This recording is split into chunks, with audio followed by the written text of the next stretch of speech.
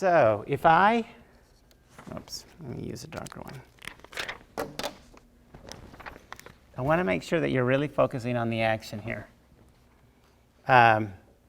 So let's say we're in our environment again. And remember, we have basically a floor. Now, in this particular case, we have the bed, right? And you put the bed somewhere over here.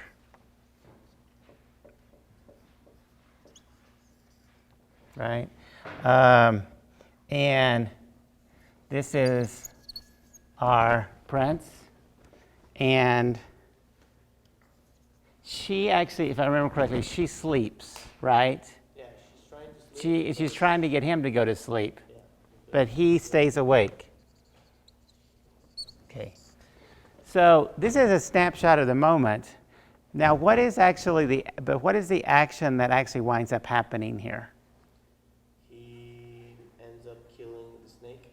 So in the end, he ends up killing the snake. So the snake actually comes into the space. Yes. One of the head. Only the head, right? So we need some kind of opening to allow that to happen. Where do you want me to put it? I don't know if it's the door or the window. I think it's a window. I think you had a window back up here, but you could put so that actually, so you're having the head of the serpent come in here, right? And he's actually cutting it off.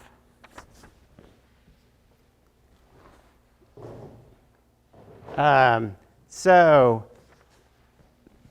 that you know that in this particular scene, you're going to need an opening to allow that to happen. So what I want you to kind of start thinking about is, rather than the specifics of the space, what do you actually really need in there? So we know we need a window. We know we need a bed. I think there might actually even a door that's in there. And if we go back and we look at the road, we need some kind of pathway, right?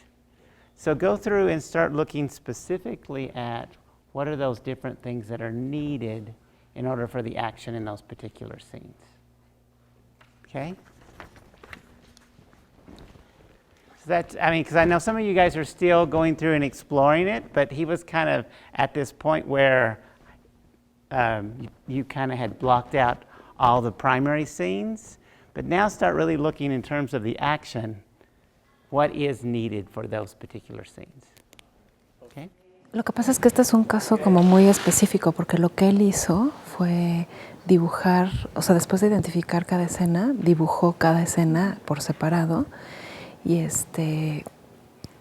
bueno, o sea, lo que le decía en un inicio es trata de ver de qué manera se pueden unir, ¿no? Pero luego tomó una página que era lo que él considera como el momento climático del cuento, que es, no sé si te tocó leerlo, sobre San José,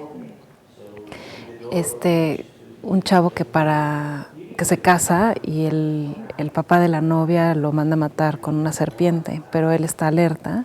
Entonces la serpiente de 7 cabezas asoma una cabeza una por una y él va cortándole cada cabeza. Entonces él considera que ese es el momento climático.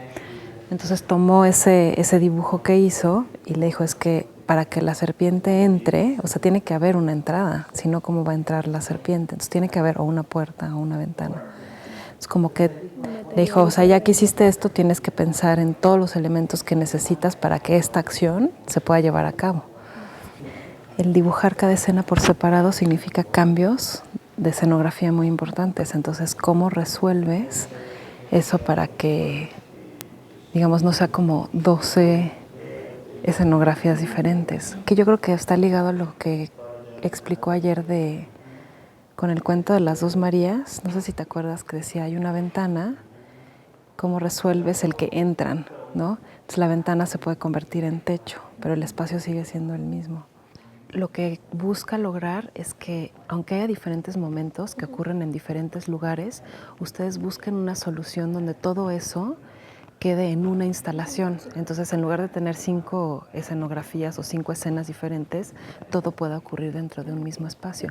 Entonces, yo creo que lo que puedes hacer es como una serie de propuestas diferentes, pero de cómo físicamente ocurriría en el escenario.